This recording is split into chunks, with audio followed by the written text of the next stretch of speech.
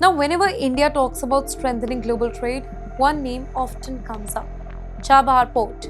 For years, India viewed this particular port in Iran as a strategic gateway. It offered India a way to reach Central Asia and parts of Europe without depending entirely on Pakistan's land route. It wasn't just another infrastructure project for us, it represented India's long term vision for expanding trade and improving connectivity across the whole region.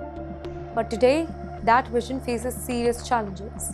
Ladies and gentlemen, recent military developments and growing sanction related concern have brought fresh uncertainty about Chaibar. Questions are now being raised about the future of this important trade corridor. Now, some people may ask one question: why should an ordinary Indian or maybe an Indian in the US care about one port here? Here is the answer. Because ports are much more than places where ships dock. They are the gateway through which goods move across the world.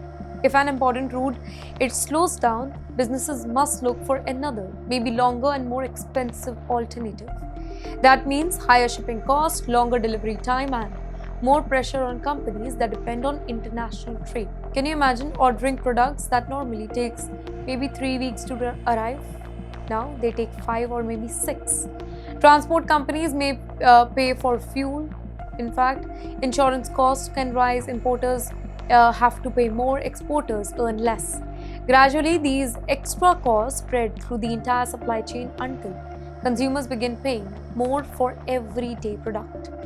Well, for companies with operations in both India and overseas, these disruptions create even bigger uncertainty. Businesses become cautious about new investment. Expansion, it plans to slow down, recruitment decisions are delayed. Some companies even postpone hiring because they don't really know how long global uncertainty will continue. And this will also affect professionals who are working in multinational companies. When businesses become uncertain about future costs, they often delay the projects, reduce the hiring, and control spending more carefully. That it can really influence job market, it can influence salary growth and international transfer. And there's another financial angle as well. Whenever geopolitical tension rise, global investors usually move the money towards safer assets. Currency markets that become volatile. Exchange rate, it fluctuates. While a stronger US dollar, it may increase the value of money sent to India. Rising inflation can reduce its real purchasing power. In simple words, the number may look bigger, but the money may not go as far as before. And that is why geopolitics, it is no longer something only governments worry about.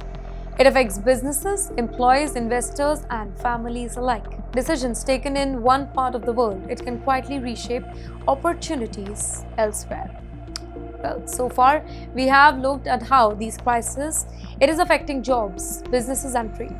But now let's shift from economics to politics. Because a fresh political controversy in New York, it has sparked a global debate involving Israel, international law, and one of the world's most closely watched leader. And that is all about our next story.